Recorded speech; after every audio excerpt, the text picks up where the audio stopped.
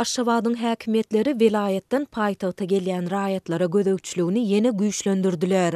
Häzirki wagtda saglyk bejergisi üçin paýtagta gelýän vilayet ýaşaýjylary hem saklanyp, olary jerime salynýar. Bu ýagdaýlar barada Azatlyk radiosynyň habarçysy 3 fevralda paýtagtdan maglumat berdi. Ýakynda aýalymyň saglygyny seretdirmek üçin Akyl welaýatynyň Aşgabada gelip tanışlarymyzyň öýüne geldik. Aýalym Sapyrmat Niýazow adyna hassahana gatnap saglyk bejergisini alyp başlandan 4 gün soň tanışymyzyň jaýynyň golaýyna gedelenje diýerkäk bizi polisiýa işgärleri saklap nireden gelenligimizi, nirede bolýanlygymyzy, näçe gün bäri paýtagtdadygymyzy we ýadgyda durup durmanlygymyzy sorady.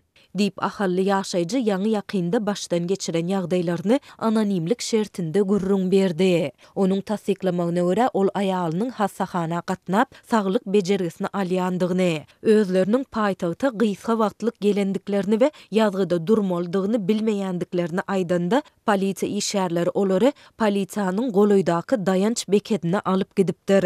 Ol ýerde polisiýa işgärleri biziň pasportlarymyzy elimizden aldylar. Olar bize prezidentiň karary bar. Ýaşaýan salgyňy terk edenden soň baran ýeriňne 3 günden artyk galjak bolsaň, onu wagtlaýyn ýadgyda durmaly diýdiler. Raýatlaryň nirede we näme iş bilen meşgullanýandygyndan yerli polisiýa bölüminiň degişli işgärleri habarly bolmaly diýdiler. Dip ahally ýaşaýjy gurrun berdi. Azatlykda bu wakanyň nirede we haçan bolandygy, ahally ýaşaýjylaryň anyk nireden gelendigi barada we olaryň şahsiýetlerini anyklayan beýleki maglumatlar bolsa-da, howpsuzlyk aladalar sebäpli bulary köpçüligi mälim etmekden saklanýar. Ýaşaýjynyň sözlerine görä, şondan soňra polisiýa işgärleri olaryň her birinden 51 manat, jemi 102 manat möçöründäki jerimeni tölemegi talap etdiler. Biz Halk Bankyň golaýdaky şahamçasyna jerimeni töläp gelenmizden soň polisiýa pasportymyzy ýzyna berdi diýip ahally ýaşaýjy aýtdy. Bellisek Türkmenistanyň kanunçylygynda saglyk bejergisi ýa-da gedelenç üçin vilayetlerden paýtagta gelýän ýurt raýatlarynyň 3 günden soň wagtlaýyn ýazgyda durmalydygyny talap edýän haýsydyr bir kanun göze ilmeýär. Habarçymyz bu talabyň hususanda soňky hepdelerde güýçlenendigini, ýöne polisiýa işgärleriniň bu barada haýsydyr bir resmi namany görkezmeýändigini belleýär. Bu talap esasan hassahanalara gatnap bejergi alýan vilayet ýaşaýjylaryny köteýär. Bu ýaşaýjylar hassahanada ýatyp bejergi almagy maddi mümkinçiligi bolman soň tanışlarynyň öýüne galyp hassahana gatnap bejergi alýarlar. Ýöne bejerginiň bu görnüşi näresmi bolup näsaga hassahana tarapyndan kepilname berilmeýär.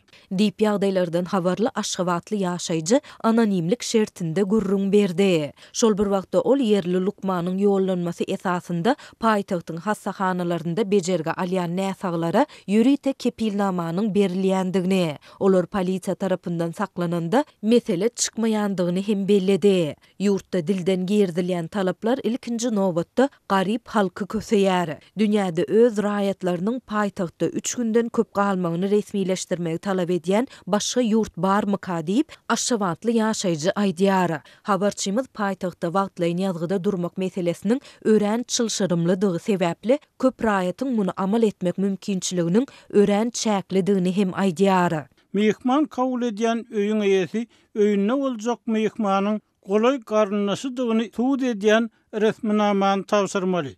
Ýöne bu köplenç başartmaýar. Sebäbi türkmençilikde her kimiň owadaky tanışlary ýa-da owadaş hem haýyş edip hiç ýyly garynlaşlyk aragatnaşygy bolmasa-da paýtagtdaky tanışynyň öýüne galyp bilýär.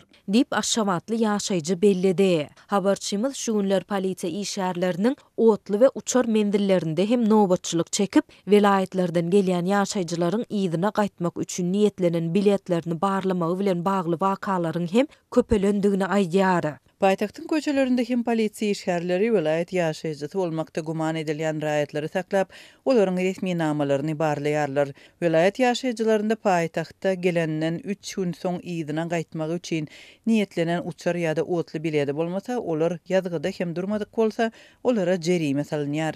Dip ýagdaýlardan habarly polisiýa işgäri anonimlik şertinde aýtdy. Onuň tasdiklamagyna görä paýtagtda näresmi görnüşde işleýän vilayet ýaşaýjylarynyň käbi birleri polisiýa işgärlerine 300-400 manat para berip jerime tölemekden we öz ýaşaýan sebitlerine uğradylmakdan halas bolýarlar. Azatlygyň ýokarda beýan edilen ýagdaýlar barada Aşgabatyň polisiýa müdürliginden we şäher häkimliginden telefon arkaly tesbir almak synanşyklary oňy netije bermedi.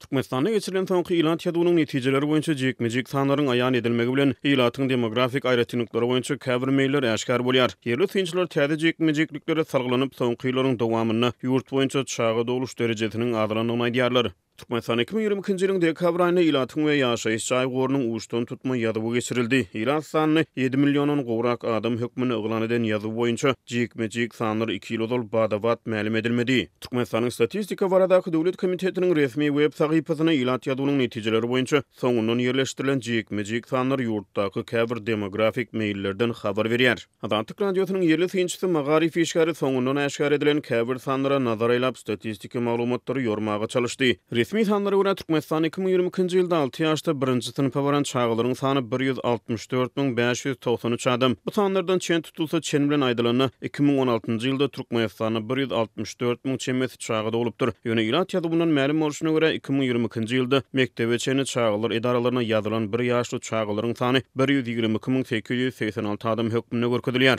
Bu sanlar teljeren Türkmenistanyň Magarif işgäri hasabaty salgylanyp Türkmenistanyň 2021 ýylda doglan çağlaryň sanynyň 2016 ýylda doglan çağlaryň sanynyň az bolanlygyny çaklamagy esas bar diýär. Maglumat üçin aýdylsa ilat ýadynyň netijeleri 5 ýaşa çenli mektebe çeni çağlar edaralaryna gatnaýan çağlaryň sanyny görkezýär. Hasabatda ýurtdaky çağı dogluş derejesi boýunça resmi sanlar äşkar edilmeýär. Soňky ýyllarda Azatlyk radiosynyň habarçylary bilen söhbetdeş bolýan yerli mugallimler hem mekteplerde 1-nji synpa okuwa kabul edilen çağlaryň sanynyň ýyl-ýyldan azalýanyny aýdýarlar. Öňler okuwçylar 1-nji synpa kabul edilende A, B, C we D sınıflarını açmalı bolýardyk. Ýöne soňky ýyllarda diňe A we B sınıflaryny käbir mekteplerde diňe C sınıfyna çenli açyp oňmaly bolýarys.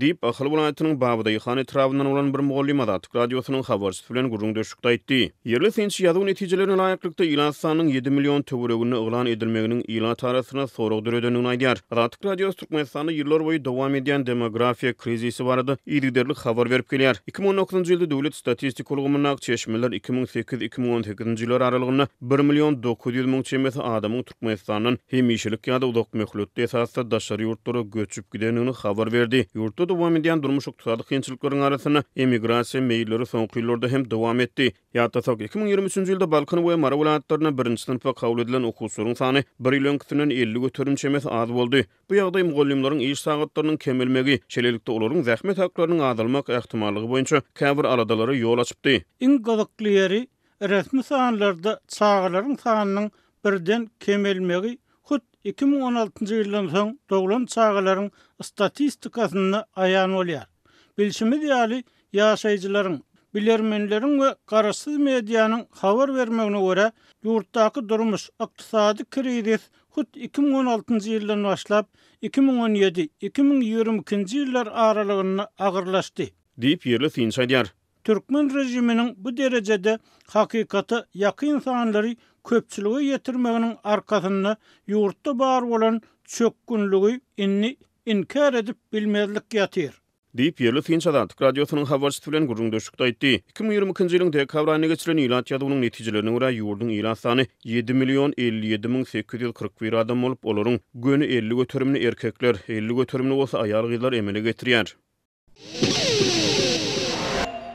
Aşgabat şäherinde häkimetler bank pudowynyň ähli zenan işgärleri üçin bir meňdeş reňkdäki milli eşigi geýmek talabyny güýje girdiler. Bu talaby berjay etmedik işgärlere işden çykarylmak we jaýlarynyň ellerinden alınmak howpy awanýar. Bu ýagdaýlar barada Azatlyk radiosynyň habarçysy 31-nji ýanwarda paýtagtdan maglumat berdi. Paýtagtda Türkmenistanyň ähli döwlet we paýdarlar täzirçilik banklarynyň işgärlerinden, has soňsy aýal gyzlardan döşü ýapyk ýakaly, ýaşyl reňkde köýnek giýmek talap edilýär. Olar onuň üstünde de ýaşyl reňkde kürte giýmeli. Dip Halkbank Paýdarlar Täjirçilik Bankynyň bir işgäri anonimlik şertinde gurrun berdi. Bank işgärleriniň bir näçesiniň tasdiklamagyna görä, bu düzgün şu ýylyň başyndan güýje girdilip başlandy. Bank ýolbaşçylary işgärler bilen geçiren ýygnaklarynda bu talabyň Türkmenistanyň Merkezi Bankynyň görkezmesi esasında güýje girdilendigini aýtdylar, ýöne sebäbini düşündirmediler. Ýygnaklarda işgärlere işden soň barlarda, restoranlarda we internet kafelerde görünmezlik hem berk tawşyryldy diýip Aşgabatly ýene bir bank işgäri anonimlik şertinde aýtdy. Mundan başga da bank işgärlerinden hökümet tarapyndan halanylmaýan aýdymçylary, ýazyjylary, Azatlyk radiosu ýaly habar beriş terişdelerini, teleradio ýaýlymlaryny dinlemezlik hem berk talap edildi. Ýolbaşçylar bulary ýydarlaýan işgärler anyklanan halatynda onda olaryň ýürüýte gullyklaryň basyşlaryna we gysışlaryna sedewar ediljekdigini hem duýdurdular diýip bank işgäri bellidi. Bu tawşyryklary hususan da eginmaş talabyny berjaý etmedik işgärlere işden çykarylmak we yeňillikli ipoteka esasında berilen jaýlarynyň ellerinden alınmak howpy awanýar. İşgärler işleýän bankynyň beren karzyna ipoteka esasında satyn alan jaýlarynda ýaşaýarlar. Olar işler bilen bir hatarda jaýlaryny hem ýitirmejek bolup islendik talaby kabul etmäge mejbur bolýarlar diýip bank işgäri aýtdy. Ol Türkmenistanda işsizligiň möwjemegi netijesinde döwlet we hususy idara kärhanalarda işgärleriň hukugynyň barha köp depelenýändigini hem sözüne goşdy. Döwlet resmiýetleri bilen bir hatarda idara kärhanalaryň ýolbaşçylary öz tabynlygynaky işgärleri öz üstleglerine görä kemsitmeleri sedewar edýärler. Dip bank işgäri bellidi. Adatlyk ýokarda beýan edilen ýagdaýlar barada ýurdun Merkezi Bankyndan we gurrun edilen beýleki banklardan tesvir alyp bilmedi. Türkmenistanyň edara kärhanalarynda aýalgylardan milli egin eşikleri geýmek talaby mundan ozal hem bardy. Ýöne olardan bir meňdeş reňkde eşik geýmek talaby barada adatlyň habarçylary ilkinji gedek maglumat berýärler. Ýurtda aýalgylaryň daşky keşfi bilen bagly giň çäklendirmeleriň biri soňky gedek mundan 3 ýyl çemesi ozal güýje girdilipdi. Prezident Serdar Berdimuhammedowyň häkimiýet başyna geçmeginiň ideýanyna gabat gelen şol çäklendirmeleriň we talaplaryň çäginde aýalgylar gözellik hyzmatlarynyň en çemesinden we dar köýnek geýmekden, jinsy we umumyň jalwar geýmekden mahrum edilipdi. Şonda aýallar kosmetika serişdelerini ulanandygy üçin işden kowulmak howpy bilen ýüzbeýiz boldular. Şeýle-de botoks, dodok çişirmek we silikon bilen göğsünü ulaltmak hyzmatlaryndan peýdalanan zinanlaryň käbirleri döwlet aviya kampaniýasyndaky we demir ýol idaralaryndaky iş ýerlerini ýitiripdiler. Türkmen häkimiýetleri we media serişdeleri bu ýagdaýlar barada açaçan gurrun gozamaýarlar. Türkmenawatly ýaşlar nowatdaky köpçülikliň çäre çekildi. Student ýaşlar şäheriň merkezindäki ak öň öňünde anny güni geçirilen dabara mejbury häsiýetde gatnaşdyrylyp uzak wagtlap soğuk howada boldular. Türkmenawatda ýazly howada mejbury çäre gatnaşdyrylan studentlaryň arasynda çäreden soň syrkawlan köp boldy. Azatlyň habarçysynyň maglumatyna görä Türkmenawat şäheriniň ak öýüniň öňündäki meýdançyda 31-nji ýanwarda geçirilen köpçülikliň çäresi ýylyň resmi şygaryna bagşlanypdyr. Azatlyk bilen anonimlik şertinde gürrüňdeş bolan Lewaply çeşmeleriň söýlerine görä dabara vilayet häkimligi uramaçylyk edipdir. Gatnaşyjylaryň köpüsi Türkmenawatyň ýokary okuwjy Döwlet Mugallimçilik institutunda bilim alýan ýaşlar. Vilayet häkimligi tarapyndan halkara parahatçylyk we ynanyşmak ýyly münasibetli çäre guramalaşdyryldy. Şol güni günortan howanyň temperaturasy -4 gradus sowuk bolsa-da çäre gatnaşan talipler ellerinde ulu baýdakly şarly durdular. Çärede aýdym sazly ýasama dawarany döretmek üçin şäheriň medeniýet işgärleri getirildi. Deýişli çäräniň geçirilmegi hakynda Aşgabatdan buyruk berildi. Dip dawaranyň guramaçylygyna ýakyn çeşme gurrun berdi. 2025-nji ýyl Türkmenistanda halkara parahatçylyk we ynanyşmak ýyly diýilip oglan edildi. Döwlet şygary ýylda ütkoýar ýurt ýylaty resmi çärelere gatnaşmakdan başga da döwlet şygarlarynyň ýaýwanlandyrylmagy üçin maddi goşan goşmagy, şygarlar ýazylan plakatlary we beýleki çap görnüşli maglumatlary satyn almaga mejbur edilýär.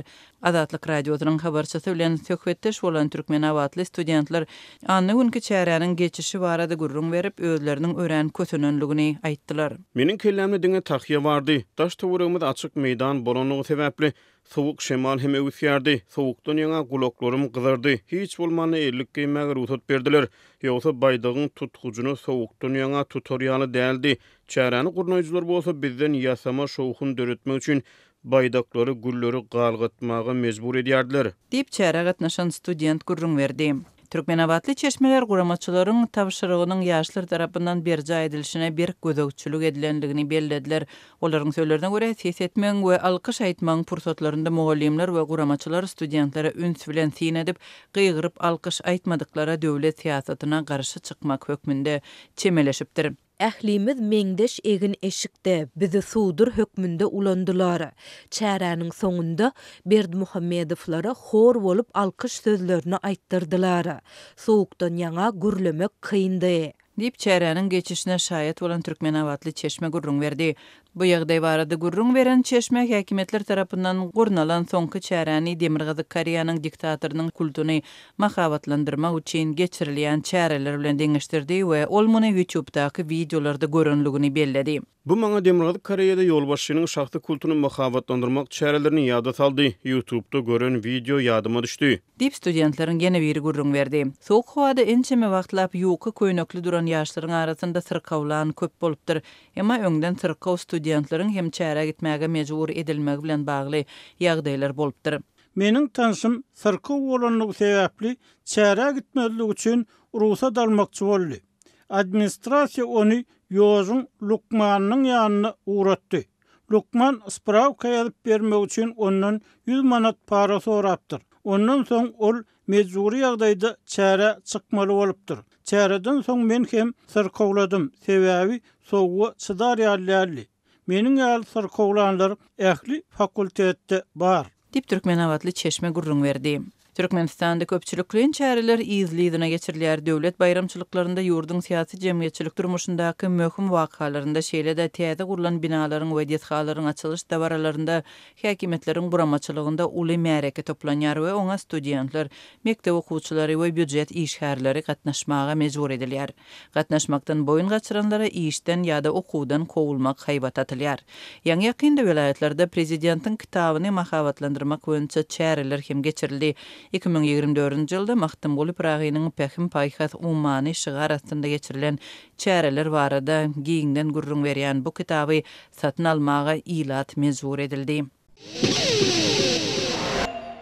Abasanyň döwlet sekretary Marco Rubio 2 fevralda Panama kanalyny baryp görüp kabul edici ýurda möhüm suw ýoluny Hytaýyň edýän gatnaşygyny çäklendirmese Washingtonyň zerur çäreleri görjekdigini öýdirdi. Şu aralykda Abasanyň prezidenti Donald Trump'yň administrasiýasy hökümet çykdyjylaryny nişana alýan ýerine ýetirji çäreleriň arasynda Washingtonyň esasy halkara kömek golüny ýapýany çalym etdi. Halkara insanperwer guramalary bu çäräniň helakçylykly netijelere getirip biljekdigini öýdirdi. Panamanyň prezidenti Jose Raul Molina görnüşinden Rubio'nyň sözlerini ýüregine ýakyn kabul edip Washingtonyň Pekiniň mümkin bolan täsiri barada aladalaryna jogap hökmünde Panamanyň Hytaýyň guşak we ýol başlangyjyna goşulmak baradaky şertnamasyny uzaltmajakdygyny aýtdy. Molina Abasa administrasiýasy üçin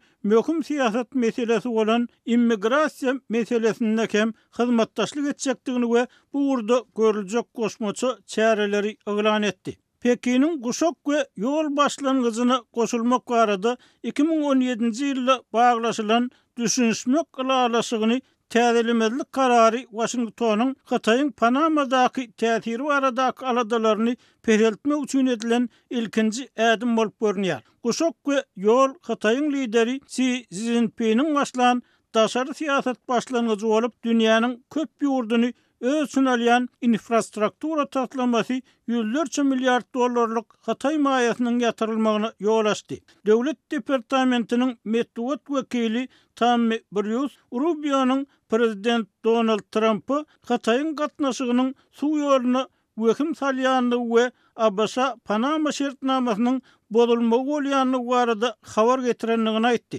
Döwlet sekretary Rubio bu taýda emele gelen ýagdaýyň kabul ederlik därligini we haýal etmeden düýdüş çäreler görülmese, şertname esasyndaky hukuklaryny goramak üçin Birleşen Ştatlaryň zerur çäreleri görmeligini açyk aýdyn etdi diýip bir ýus aýtdy. Rubio Panamanyň görmeli çärelerini anyklaşdyrmady we haýsy çäreler görülmedik ýagdaýynda Birleşen Ştatlaryň nähil gaýtagul çärelerini görüp biljekdigini aýtmady. Mulina jurnalistlere Panamanyň USA bilen täze maýa goýumlary şol sanyny infrastruktura taslamalary boýunça işleşmäge synaşjakdygyny aýtdy. Meniň pikirimçe bu sapar täze gatnaşyklary gurmak üçin gapatýar we men USA-nyň Panamadaky maýa goýumlaryny mümkin bolýança köpeltmäge synaşaryn diýip olaýtdy. Şu aralykda USA-nyň Halkara Ösüş Agentligine USAID-e garşy bildirilýän aýplamalaryň çägini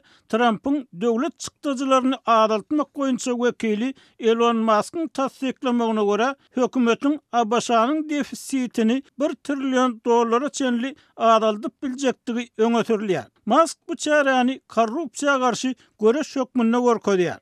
USAID-iň BMG-nyň dünýädäki ähli insanperwer kömeginiň 40 göterimden gowragyny üpjün edýänligini aýdýan guramasynyň web sahypasy 3 fevralda ýapyldy. Trump bu agentligiň bir topar radikal lunatikler tarapyndan dolandyrylýanlygyny aýtdy. USAID-iň geljegi barada gurrun edip, biz olary aýrýarys. Soň karar edersip Trump jurnalistlere 2 fevralda aýtdy. Trump bu sözleri CNN ve Reuters neşirleri USAID-iň 2 sany howpsuzlyk işgäriniň Musk'yň ýolbaşçylygyndaky hökümet netijeligi departamentiniň wekilleri tarapyndan agentligiň kompýuter ulgamlaryna aralaşmagyň öňüne almaga synanşanlaryndan soň administrativ ruhsada çykarylanyň barada beren habarlaryndan soň aýtdy. Musk'yň özü Kongres tarapyndan tasdiklanan USA-nyň daşary ýurt kömeginiň çägini $10 milyard dolandyrýan USAID jinayet guramasy diýip atlanyrdy we onun ölmeli wagty geldi diýdi. Marco Rubio'nun garamagyndaky döwlet departamenti 24 ýanwarda Trump'yň daşary ýurt programmalaryny öz siýasatyna laýyklaşdyrmak meýilnamasynyň çägini USA-nyň daşary ýurt kömek maksatnamalarynyň täze maliýeleşdirilmeleriniň ählisini ýaly doňdurma goýurdy. O wansany maliýeleşdirmekdäki ara kesme kömege mätäç 22 milyondan gowrak owanlar gerek operasiýa üçin helakçylykly bolar diýip Norwegiýanyň Bosgunlar Geňeşiniň baş sekretary Jan Egeland Azat Ýewropa Azatlyk radiosynyň Azady radiosyna beren interwýusynda aýtdy. Russiya 2022-nji ýylyň fevral aýynda Ukrainaga garşy giňerimli urşa başlaly bäri USAID Ukraina milliardlarça dollar humanitar kömegini, ösüş kömegini we göni büdjet gollagyny berdi. Trump Biden administrasiýasynyň Ukraina beren kömeginiň mukdaryny şol sanyny milliardlarça dollarlyk ýara kömegini tankyd etdi. Düýbi Kiýewde ýerleşýän hökümetten ayrı garaşsız korrupsiya karşı komissiyanın bilermeni Svitlana Musyak Azat Ýewropa Azatlyk radiosynyň Ukraina gullugyna USAID-iň Ukrainadaky maliýeleşdirilmeleriniň togtatylmagynyň